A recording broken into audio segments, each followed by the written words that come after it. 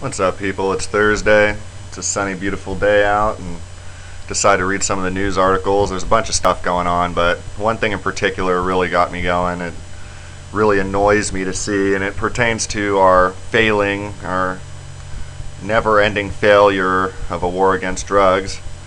It's funny that with the war on terrorism and everything else, we seem to have got acclimated to fighting a bunch of wars that aren't really wars, and wars that can never be won in the first place.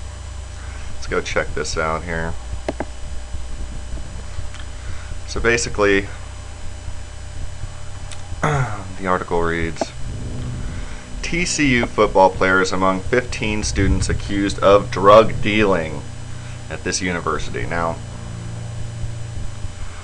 here's what the police have been doing lately. Here's what the feds and everyone, this is the new standardized operation of fighting this war.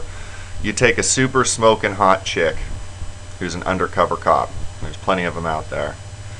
And you send them to these schools. I've been reading, different articles at other schools, universities, and whatnot recently pertaining to the same thing. They send these super hot chicks or whatever to these schools, and then what they do is they get someone to score drugs for them. Now, for you to tell me that 15 students were arrested for drug dealing, I immediately know upon hearing that's ridiculous.